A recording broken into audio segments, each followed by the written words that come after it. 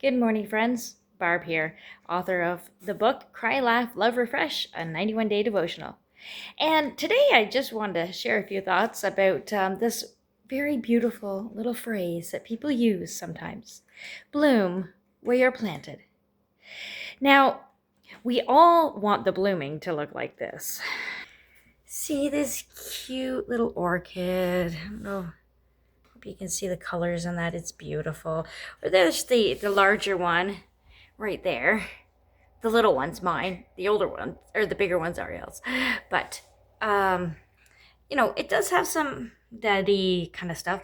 But look at that beautiful, beautiful flower. That's what we want to bloom like. However, often maybe our blooms look like this one. There's some gorgeous parts, and there's some not so gorgeous. And then what about these ones I have in the background here? I actually don't even know what's going on with those plants. They bloom like once every 2 years, but anyway, I keep them around. So bloom where you're planted often is a well-meaning phrase, but if you're in the middle of stuff, it just comes off as irritating. Sorry. Guess I'm not supposed to say that, but it's true. If you're in the middle of dirty diapers, if you're in the middle of cleaning up litter boxes, if you're in the middle of cleaning up goat pee and goat poo in the house for the, 30th time in the morning, or if you are busy, all your day is you wake up, you make lunches, you make breakfast, you do dishes, you do laundry, you go, and it's like you don't ever have a breath.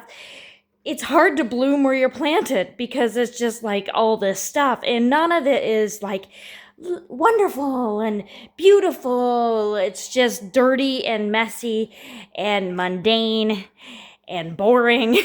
And it's just the stuff that needs to get done. So what do you think that phrase means, bloom where you planted? Well, I kind of think of the book of Esther. Esther was in a time she was given to the king as a concubine, but turned out she became his wife, and she ended up saving her people. So she was put in that position for a time as such as that. I kind of think bloom where you planted is kind of one of those things. Cleaning up goat pee and poo is not my favorite thing to do. It's particularly all morning. I make my husband's lunch every morning. Some days I like it, sometimes I don't. I don't like doing dishes or laundry, but they need to be done. But in the middle of all this, I am learning lessons. I can hear Father talk to me. Jesus, Holy Spirit are with me. There is joy in these things too. Yeah, I don't like cleaning up the goat poop and pee, but the cuddles with the goat are pretty cool. And when she starts prancing about the house, it's pretty sweet. Same with my husband. Yeah, I don't, whatever about his lunch, but it saves him 15 minutes in the morning of sleep, and he just knows I made it for him. So those are two in our area of life right now. But if you're changing diapers or something, it's easy to feel like, oh, I'm just a mom. No, just a mom. No, just a mom. You are a mother. You are caring for these children. You are shaping them. What you do is far beyond the scope of a lot of things.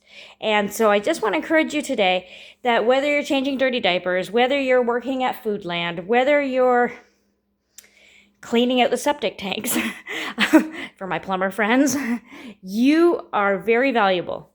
You are needed and you are loved. And even if you can't fully see the scope of what you're doing, you are there for such a time as this, and you do make a difference. So I just want you to be encouraged today. Bless you, and remember, you are loved.